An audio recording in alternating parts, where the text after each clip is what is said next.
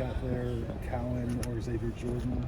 Yeah, Xavier Jordan's sick. He'll be back. We're going to shut Lake down for the rest of spring. Got a lot of good work on him. We're going to kind of shut him down, let the body calm down. He had just a couple little small things he was dealing with, kind of throughout it, kind of pushed through, but time to put some reps in these other guys. And then Lorenzo Cowan is transferring. How about Braylon Conley? All good. Yeah, all good. Just not here today. Yeah, I'm sick. We got a little something running through the locker room right now. With the portal opening up this week, how much time do you find yourself spending on retaining guys or talking to them ahead of that window? And has that changed at all, especially when you consider the house settlement stuff? You know, teams maybe kind of front loading before that goes into effect. Or have you noticed that? Yeah, I mean, I think for us it's probably changed. I mean, some of the outside world maybe has affected it, but I think for us it's kind of the evolution of the program and the roster and the recruiting classes. I mean, we've got a higher percentage of guys on this field right now that this staff recruited and brought in than ever before, and so I think with that some more deep-seated relationships, and yeah, I mean, obviously everybody's aware of it.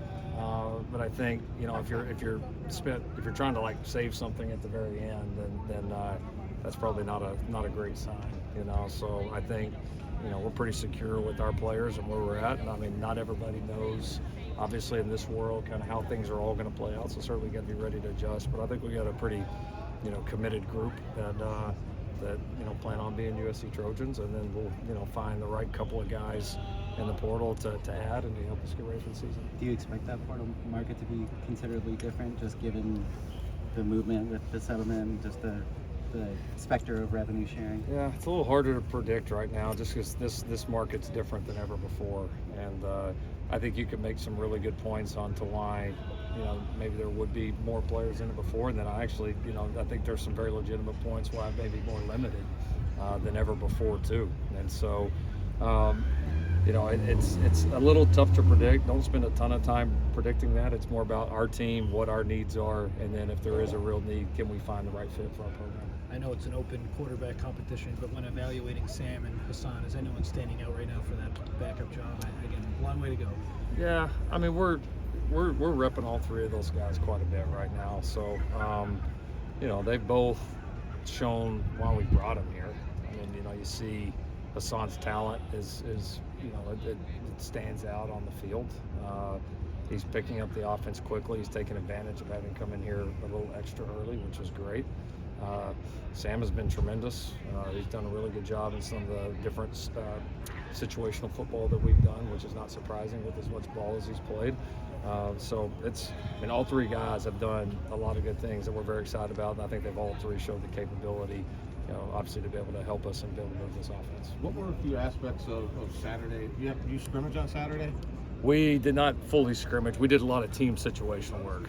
What were some of the aspects that you were pleased with from Saturday? Well, the first was we had over 150 former players there, and that was pretty special. You know, we didn't, other than a few recruits and some of the staff families, we didn't let anybody else in the Coliseum.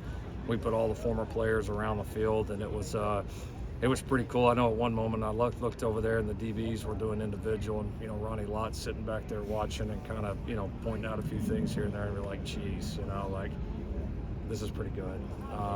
This is pretty good. So it was cool to have those guys around. One of the best things was after practice, some of the staff had to get to some recruiting responsibilities, but I know a lot of our teams stayed out there with the former players for a long time, and whether it was guys they already knew or striking up new relationships or talking about what they saw in practice, just that's invaluable for us. And I think they said that was the most former players that had been back to practice in a long time. So that was a cool moment. Yeah, we got a lot of situational work in the Coliseum, which is great for us to get in there to see. It goes kind of from teaching football now in terms of, you know, a defensive scheme or an offensive scheme to being able to put it all together and being able to think fast and understand how the situations change the game. So, so many games right now, especially when you play in a really good league, come down to that. So that's been a big emphasis point for us, and I thought the guys handled it well for the first time around. Behind Jacoby established themselves as the top two receivers at the end of last year, who would you say, you know, halfway through spring has kind of stepped up the most to be that next guy coming up? Well, Prince has had a good spring, and he's just getting better. You can tell every day there's a little more confidence in what we're doing, and not necessarily just like learning the plays, but the techniques and how we're coaching the position. And he's starting to really put it together and really shine. So I've been proud of his progress. Corey Sims has done some really good things as a true freshman. And DJ Jordan's done some really good things. He's had his most consistent set of practices, and he's a really athletic kid. After that, I mean, we've just been limited.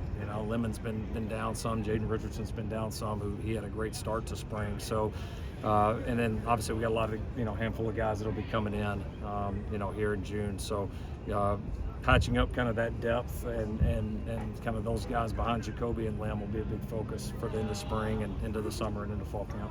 Coach, How much does an event like that, having players back, help kind of continue the legacy of USC football, especially in like a transfer portal era where that can kind of get lost? It's really important because I think it's one of the things that sets us apart. Our alumni, our former players, with the success they had on the field. So many of those guys right now are incredibly successful off the field right now, and then so many of them are still in this area. So for us to just have a random practice on a Saturday and have over 150 guys show up is pretty special. And so there's some things about being in this program and doing it at this school in this place that only those that have like been in between the lines can really understand. And so I think the former guys enjoyed it and the chance for them to have some camaraderie, but I know it meant a lot to our players. I mean, our players were more jacked up to practice in front of those guys than everybody. When we told them earlier in the week it's going to happen, and our guys were talking about it all week. And it means a lot to this current team that to make those guys proud and to practice and play the way that a lot of them did when they wore these colors. Let's do one more. How does the new personnel staff affect how you recruit from the transfer portal? Oh, it definitely affects it. I mean, our whole operation has certainly shifted, and so they'll certainly provide kind of that leading presence on how we evaluate, especially from an evaluation standpoint, because it can be overwhelming with that many people. Certainly, we're doing studies on our roster, both for this current year and the future years, and trying to do everything we can that makes sense. And then obviously there's the financial aspect of it as well. So, no, they're certainly going to be heavily involved, and that's one of the big reasons that we made the changes that we did. And we're going to certainly count on their leadership and their direction, and make sure that the rest of the staff is playing their part. Thank you for your time.